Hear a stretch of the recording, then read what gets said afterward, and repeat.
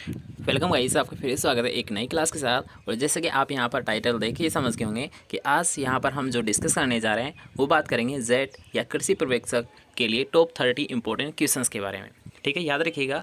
अब यहाँ पर जितनी भी आपकी स्पेशल क्लासेस अभी प्रेजेंट टाइम में या फिर एग्ज़ाम तक आपकी लगने वाली है, तो आपको सुबह और शाम दोनों टाइम की जो क्लासेस है वो अटेंड ज़रूर करनी है, ताकि आपको यहाँ से ही डायरेक्ट क्वेश्चंस एग्जाम में देखने को मिल जाए। मतलब यहाँ हम क्वेश्चन करेंगे और आपको वो एग्ज़ाम में छपने को देखने को मिल जाएगा।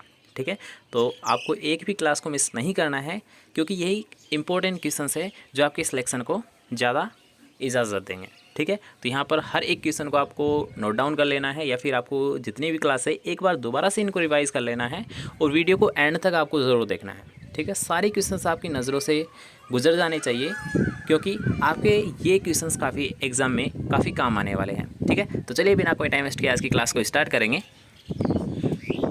तो आज का हमारा जो फर्स्ट क्वेश्चन रहेगा, इससे पहले आप सभी स्टूडेंटों से रिक्वेस्ट है कि इस क्लास को ज़्यादा से ज़्यादा शेयर करें, ताकि और भी यहाँ पर एग्रीकल्चर के स्टूडेंट हैं उनकी भी ये क्लास से बेनिफिट मिल पाए।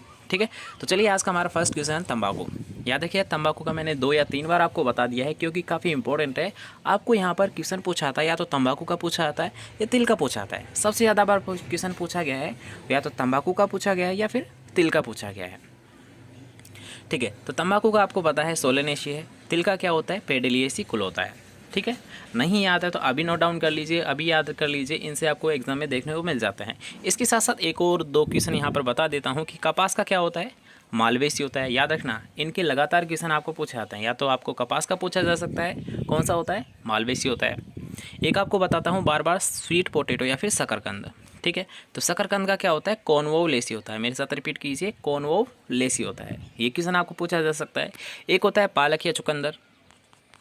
ठीक है, 3 का एक सेम होता है, बथुआ हो, पालक हो और चुकंदर हो। तीनों का ही सेम क्या है चिनोपोडिएसी है। बथुआ, पालक और चुकंदर तीनों का क्या है चिनोपोडिएसी है। ये भी याद रहेंगे। इसके अलावा याद रखिएगा, तंबाकू के साथ साथ आपको सरसों याद रखनी है, आपको वो बैंगन पूछ सकता है, आपको वो टमाटर पूछ सकता है और आपको वो मिर्च पूछ सकता है। याद रखना, सोलेनेसी कुल है, काफ़ी इंपॉर्टेंट कुल है, क्योंकि यहाँ से भी आपको एग्जाम में क्वेश्चन देखने को मिल जाते हैं, चाहे वो एग्रीकल्चर सुपरवाइज़र हो या फिर आपकी जेट आईसीआर बीएचयू कोई सी भी इंट्रेंस एग्जाम है, यहाँ से सोलेनेसी भी आपको ज़्यादा संभावना होती है कि इस कुल से आपके जो क्वेश्चन है वो पुटअप हो सकते हैं। ठीक है, तो कौन कौन से याद रखने हैं, तंबाकू विशेष तौर पर ध्यान रखना है। इसके अलावा जैसे कि बैंगन है, मिर्च है, टमाटर है, सरसों है, सॉरी सरसों है क्रूसीफेरी का होता है। ठीक है, सरसों को भूल जाइए। तंबाकू, बैंगन, मिर्च और टमाटर ये सभी क्या होते हैं याद रखिए सोलेनेसी के होते हैं। लेकिन अगर बात करता हूँ जैसे कि सरसों, ठीक है, इसको भी विशेष तौर पर ध्यान रखना कि जैसे कि सरसों है, मूली है, फूल गोभी है, पत्ता गोभी है, ये सभी क्या होते हैं क्रूसीफर्स होते हैं। क्या होते हैं क्रूसीफर्स होते हैं, या फिर इसे ही हम कहते हैं ब्रेसिकेसी। क्या कहते हैं क्रूसीफर्स या ब्रेसिकर्स, इसका परिवार होता है, इसका कुल होता है। किस किस का, सरसों, मूली, पत्ता गोभी और फूल गोभी। क्लियर, आपके याद रखिएगा कुल से संबंधित जितने भी क्वेश्चंस थे वो आपके यहाँ पर क्लियर हो चुके हैं। ठीक है, तो चलते हैं नेक्स्ट क्वेश्चन की ओर, जो कि एक वेरी वेरी इंपॉर्टेंट क्वेश्चन है। इसे भी आप नोट डाउन ज़रूर कर ले, जिसे हम बोलते हैं टीजेड टेस्ट, टेट्राजोलियम टेस्ट। अब ये किसके लिए किया जाता है, ये क्वेश्चन आपको कई बार पूछा गया है। तो याद रखिएगा, टेट्राजोलियम टेस्ट वही होता है जिसमें हम क्या करते हैं, याद रखिए कुछ बीजों को क्या करते हैं इसके घोल में, इसका जो सॉल्यूशन होता है टेट्राजोलियम का, इसमें क्या कर देते हैं डिप कर देते हैं। अब इसमें क्या होता है कुछ बीज ऊपर आ जाते हैं, कुछ बीज नीचे रह जाते हैं। तो इससे हमें आकलन क्या होता है, इससे हमें क्या पता चलता है, तो इसे हमें पता चलता है याद रखिएगा कि कौन से बीज में अंकुरण हो जाएगा और कौन से ऐसे बीज है जिनमें अंकुरण नहीं हो पाएगा। मतलब क्या हम टेस्ट कर रहे हैं उनकी विएबिलिटी, मतलब जीवन क्षमता। ठीक है, टेट्राजोलियम जो टेस्ट है, टीजेड जो टेस्ट है, याद रखिएगा इससे हम क्या करते हैं जीवन क्षमता ज्ञात करते हैं, किसकी, बीज की। कैसे करते हैं ये आपको बता दिया है। एक सॉल्यूशन होता है, उसमें डिप करते हैं, कुछ सीड उसमें ऊपर आ जाते हैं, कुछ नीचे रह जाते हैं। इनसे हमें ये पता चलता है कि कौन से बीज अंकुरण होगा और कौन सा नहीं, अर्थात बीज की जीवन क्षमता हमें ज्ञात होती है। तो टेट्राजोलियम टेस्ट बीज की जीवन क्षमता या सीड की विएबिलिटी, इंग्लिश में भी याद रखें seed viability. Seed viability test के लिए टेट्राजोलियम टेस्ट किया जाता है। ओके, याद रहेगा। चलिए नेक्स्ट क्वेश्चन की यहाँ पर बात करेंगे, काफ़ी इंपॉर्टेंट क्वेश्चन है कि कौन सी शर्करा अविघटनकारी है या फिर नॉन रिड्यूसिंग शुगर कौन सी है, तो वो होती है याद रखिए सुक्रोज होती है। कौन सी होती है, सुक्रोज होती है। इसमें आपको बस डायरेक्ट याद रखना है, समझने वाली कोई बात है नहीं। नॉन रिड्यूसिंग शुगर कौन सी होती है? सुक्रोज होती है। सबसे प्रभावी खरपतवार नियंत्रण उपचार कौन सा होता है? ठीक है, तो यहाँ पर याद रखिए सबसे इफेक्टिव, सबसे ज़्यादा जो प्रभाव दिखाता है खरपतवारों पर वो कौन सा होता है? आईपीएम होता है। आईपीएम मतलब इंटीग्रेटेड पेस्ट मैनेजमेंट, या फिर आप बोल सकते हो समेकित कीट प्रबंधन। अब शॉर्ट में आपको यहाँ पर बताता हूँ कि है क्या, आखिर इसमें करते क्या है। तो याद रखिएगा, जैसे कि आपने पढ़ा होगा, एक तो हम यांत्रिक नियंत्रण भी करते हैं, ठीक है, कृषि नियंत्रण भी करते हैं, या फिर रासायनिक नियंत्रण भी हम करते हैं, ठीक है, एक करते हैं हम जैविक नियंत्रण करते हैं। तो याद रखिएगा ये जो जितने भी जो नियंत्रण की विधियाँ है इन सभी का ही एक रूप है, वो कौन सा होता है? याद रखिएगा आईपीएम। इन सभी का ही मिला जुला एक रूप है और वो कौन सा है? आईपीएम, इंटीग्रेटेड पेस्ट मैनेजमेंट, या फिर आप बोल सकते हो समेकित कीट प्रबंधन। ठीक है, तो इसमें क्या करते हैं, सभी का मिला जुला रूप है, इसलिए ये सबसे ज़्यादा इफेक्टिव होता है। कौन सा? आईपीएम, समेकित कीट प्रबंधन। अभी क्लियर होता है? सबसे ज़्यादा जो खरपतवार पर अपना जो प्रभाव दर्शाता है, सबसे ज़्यादा इफेक्टिव होता है, वो कौन सा होता है? आईपीएम होता है, समेकित कीट प्रबंधन होता है। क्लियर? चलते हैं नेक्स्ट क्वेश्चन की ओर। अब यहाँ पर आपको क्वेश्चन पूछा गया कि बैंगन में लिटिल लीफ रोग है, ये किसके कारण होता है? तो अगर आपने जितने भी ओल्ड पेपर उठाए होंगे, याद रखिएगा लगभग ये क्वेश्चन आपको देखने को मिला होगा कि बैंगन में छोटी पत्ती या लिटिल लीफ रोग है, ये किसके कारण होता है? तो ये होता है माइकोप्लाज्मा या फिर एमएलओ। ठीक है, एमएलओ का मतलब होता है माइकोप्लाज्मा लाइक ऑर्गेनिज्म। ठीक है, इसको भी याद रखें। एमएलओ आपको ऑप्शन में देखने को मिल सकता है, तो इसको भी आपको ध्यान रखना है, या फिर माइकोप्लाज्मा आपको ऑप्शन में देखने को मिल जाता है। ठीक है, अब इसे याद रखें, मुख्यतः दो रोग होते हैं, एक तो आपको यहाँ पर देखने को मिल ही रहा है, इसके साथ साथ एक और याद रखना, तिल का फाइलोडी रोग। तिल का फाइलोडी रोग, फाइलोडी रोग। ठीक है, इसका विशेष तौर पर ध्यान रखना। आपको ये दो टाइप से क्वेश्चन पूछा जाता है कि फाइलोडी रोग होता किस में है, तो याद रखना तिल में होता है। किस में होता है? तिल में होता है। और अगर आपको पूछा जाए किससे होता है, तो ये भी माइकोप्लाज्मा के द्वारा ही होता है। याद रखना, दो रोग है माइकोप्लाज्मा के द्वारा। कौन कौन से? बैंगन में छोटी पत्ती रोग, और एक होता है तिल में फाइलोडी रोग। क्लियर? हर एक इंपॉर्टेंट क्वेश्चंस यहाँ पर लिए जा रहे हैं, तो आपको एक एक पॉइंट का, एक एक यहाँ पर क्वेश्चंस का ध्यान रखना होगा, तभी आपका एग्ज़ाम में इन क्वेश्चंस की काफ़ी महत्वता आपको पता चल जाएगी। ठीक है, तो थोड़ा सा ध्यान रखिएगा। कुछ टाइम की यहाँ पर क्लास रहेगी, ज़्यादा लंबी हमें क्लास नहीं करनी है। ठीक है, तो नेक्स्ट क्वेश्चन की यहाँ पर बात करेंगे, सर्वश्रेष्ठ साइलेज। साइलेज याद रखिएगा सबसे ज़्यादा जो अच्छा बनता है ये मक्के का बनता है, लेकिन अगर बात करेंगे हे, तो हे बनता है, याद रखिए, अब बरसीम का होता है। थोड़ा सा यहाँ पर शॉर्ट में बताऊंगा कि साइलेज होता क्या है। तो साइलेज में याद रखना एक साइलो होता है। साइलो क्या होता है? गड्ढा होता है। साइलो मतलब एक गड्ढा होता है जिसमें हम क्या करते हैं, जो हमारा चारा है, हरा चारा, उसे हम डाल देते हैं। ठीक है, और इसे क्या कहता है, बिल्कुल एयर टाइट कर देते हैं, मतलब ऊपर से बिल्कुल इसको एयर टाइट कर देते हैं। ठीक है, इस प्रकार से जो ये हमारा जो चारा है, ये जो बनकर तैयार होता है, यही क्या होता है? साइलेज होता है। ठीक है, जो गड्ढे में तैयार किया जाता है, जो चारे को संरक्षित किया जाता है, यही हमारा कौन सा होता है? साइलेज होता है। और इसमें याद रखिए नमी ज़्यादा होती है। क्यों? क्योंकि ये गड्ढे में होता है। और अगर बात करूँगा जैसे कि हे, तो हे को हम क्या करते हैं, केवल जैसे कि मान लीजिए कोई छायादार स्थान है, वहाँ पर सीधा ही हम डाल देते हैं। कोई हरा चारा है तो उसे हम सीधा क्या करेंगे, कोई छायादार फर्श है वहाँ पर डाल देते हैं। ठीक है, तो फर्श पर रहेगा तो क्या होगा, उससे नमी तो उड़ जाएगी, नमी तो उसकी क्या होगी, ज़्यादा उड़ेगी, क्योंकि वो बाहर पड़ा है। ठीक है, और आपको पता है नमी को उड़ाने का काम करती है हवा, तो हवा उसको लग रही है, इसलिए हवा से क्या होगा, वो उसकी नमी है वो कम हो जाएगी, मतलब ज़्यादा उड़ जाएगी। ठीक है, तो हे में क्या होती है, नमी कमी होती है, नमी की कमी होती है। क्लियर? कैसे होती है? क्योंकि याद रखिए साइलेज गड्ढे में तैयार किया जाता है, इसलिए उसकी ज़्यादा नमी होती है। और जो हे है ये केवल सामान्य फर्श पर तैयार किया जाता है, इसलिए क्या होती है, इसमें नमी की कमी होती है। अब भूलोगे ना इस चीज़ को, तो याद रखना साइलेज में जो नमी होती है, यहाँ पर दो क्वेश्चन आपके एक साथ हो जाएंगे कि साइलेज में जो नमी होती है 65 से 70% होती है, लेकिन अगर बात करेंगे जैसे कि हे, तो हे में केवल 15 से 20% ही नमी की मात्रा पाई जाती है। क्लियर? चारों क्वेश्चन आपके एक साथ क्लियर हो चुके हैं। आई थिंक आपको समझ आ गया होगा। ठीक है, एक बार दोबारा से रिपीट करूँगा कि सर्वश्रेष्ठ जो साइलेज है सबसे अच्छा बनता है ये मक्के का बनता है, लेकिन अगर बात करूँगा हे, तो हे सबसे अच्छा बरसीम का बनता है। हे में नमी है वो कम होती है। क्यों? क्योंकि ये सामान्य फर्श पर सुखाया जाता है, इसलिए इसमें 15 से 20% होती है। और जो साइलेज है इसमें नमी की मात्रा ज़्यादा होती है। क्यों? क्योंकि ये गड्ढे में तैयार किया जाता है। क्लियर? चलिए, और इसके साथ साथ एक क्वेश्चन यहाँ पर और है कि हे और साइलेज है क्या। ये क्वेश्चन भी पूछा गया है कई बार। आपको सीधा पूछा जाता है कि हे और साइलेज है क्या, या फिर डायरेक्ट आपको पूछ सकता है हे क्या है। तो हे होता है, याद रखिएगा, चारे को संरक्षित करने की एक विधि। चारे को संरक्षित करने की एक विधि होती है। ठीक है, तो संरक्षित चारा विधि क्या है? हे और साइलेज है। ठीक है, नेक्स्ट क्वेश्चन की यहाँ पर बात करेंगे कि किस फसल में लवणता के प्रति अधिकतम सहिष्णुता होती है। तो याद रखना, ऑप्शंस के अकॉर्डिंग आपको ध्यान रखना है कि सबसे ज़्यादा चुकंदर की होती है, चुकंदर से कम जौ की होती है। लवण के प्रति जो सहिष्णु होते हैं वो कौन कौन सी फसलें हैं? सबसे ज़्यादा चुकंदर होती है और चुकंदर से कम जौ होती है। जो आपको ऑप्शन में मिल जाए वही आपका राइट आंसर है। विशेष तौर पर ध्यान रखना है इसका भी।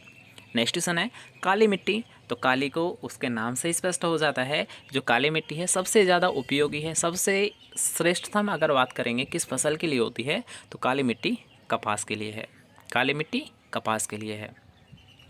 और काली मिट्टी की ही क्या होती है? सबसे ज़्यादा जल धारण क्षमता होती है। जल को रोके रखने की जो क्षमता होती है वो काली मिट्टी की ही सबसे ज़्यादा होती है। ठीक है, इसके अलावा बात करेंगे लाल मिट्टी किस फसल के लिए उपयोगी होती है? तो मक्का फसल के लिए होती है। दोमट मिट्टी है, याद रखिएगा, ग्राउंडनट या मूंगफली के लिए होती है। ओके, और यहाँ पर याद रखना कि मूंगफली में जो एक हानिकारक पदार्थ होता है वो कौन सा होता है, या फिर आपको डायरेक्ट पूछा जाता है कि एफ्लाटॉक्सिन क्या है। एफ्लाटॉक्सिन क्या है? तो एफ्लाटॉक्सिन याद रखिएगा मूंगफली में पाए जाने वाला एक हानिकारक पदार्थ है। क्या है? हानिकारक पदार्थ है। ठीक है, इसका भी विशेष तौर पर ध्यान रखना है। ये क्वेश्चन आपको सीधा पूछा जाता है। ठीक है, चलते हैं नेक्स्ट क्वेश्चन की ओर। अब यहाँ पर आपको पूछा गया है भेड़ से संबंधित। तो याद रखिएगा कि भेड़ से सबसे जो टालेस्ट ब्रीड है, सबसे ऊंची जो नस्ल है वो कौन सी है? याद रखिए, ये क्वेश्चन अभी आपको जो पीजीटी की जो एग्ज़ाम हुई है उसमें भी ये क्वेश्चन पूछा गया है, और ये आईसीआर में भी पूछा जाता है, कई बार क्वेश्चन पूछा गया है। तो सबसे जो टालेस्ट ब्रीड है वो होती है नेल्लोरी होती है। कौन सी होती है? नेल्लोरी होती है। गाय की सबसे छोटी नस्ल कौन सी होती है, फिर या सबसे बोनी नस्ल कौन सी होती है? तो वो होती है, याद रखिए, वेचूर नस्ल। और वेचूर नस्ल मुख्यतः कहाँ पर देखने को मिलती है?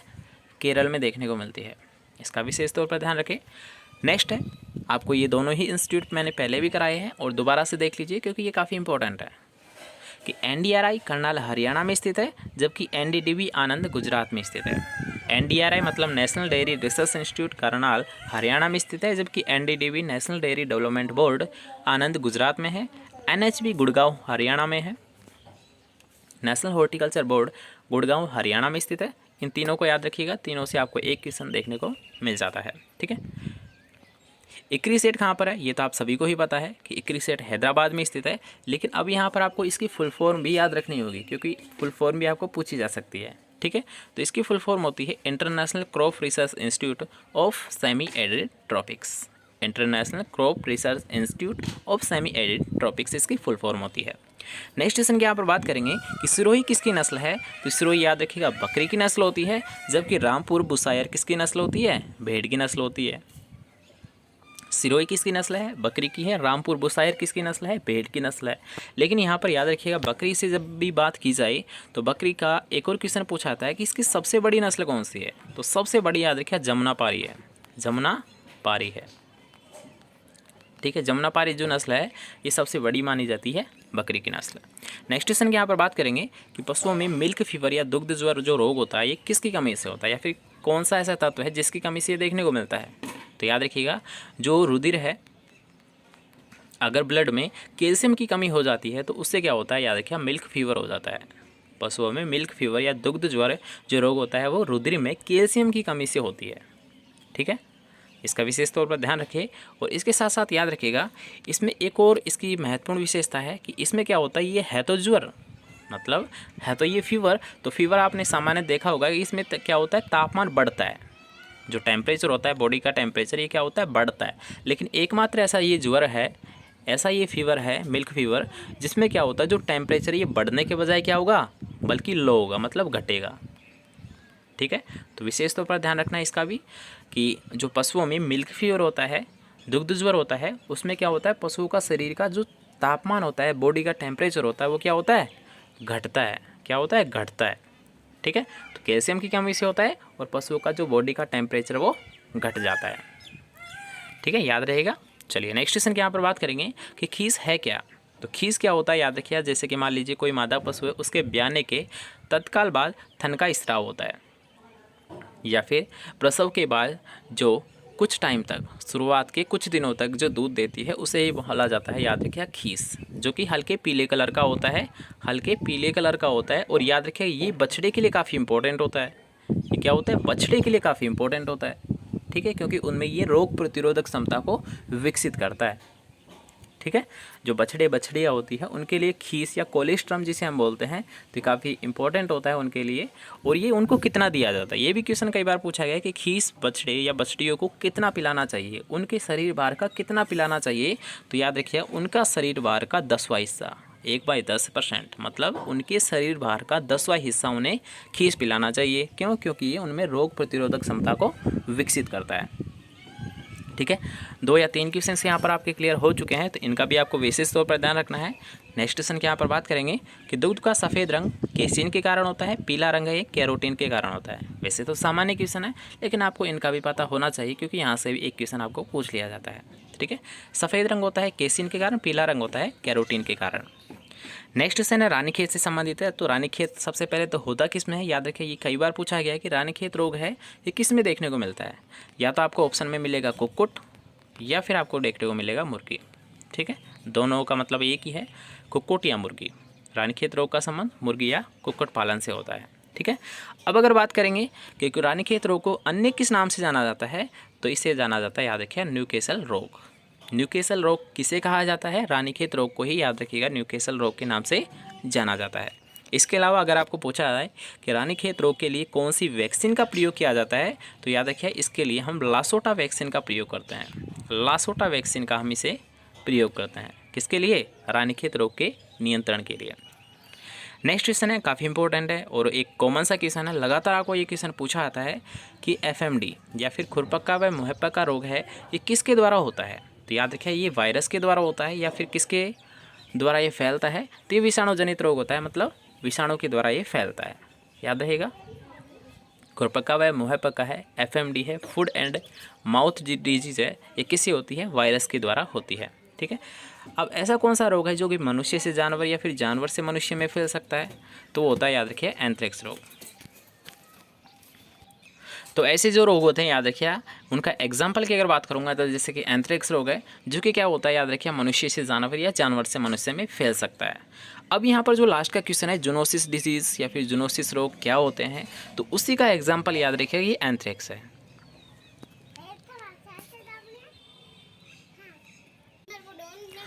तो लास्ट क्वेश्चन यहाँ पर देख सकते हो, जूनोसिस रोग, ठीक है। तो जूनोसिस रोग होते क्या हैं, तो यहाँ पर याद रखिएगा, ये जो आप 29 वाला क्वेश्चन देख रहे हो, यही क्या होता है, जूनोसिस रोग होते हैं। अब वो कैसे, यहाँ पर देख लीजिए कि ऐसे रोग याद रखिएगा जो कि मनुष्य से जानवर या जानवर से मनुष्य में फैल सकते हैं। तो ऐसे जो रोग होते हैं उनको ही हम क्या कहते हैं, याद रखिए, जूनोसिस रोग कहते हैं। क्या कहते हैं उन्हें, हम जूनोसिस रोग कहते हैं।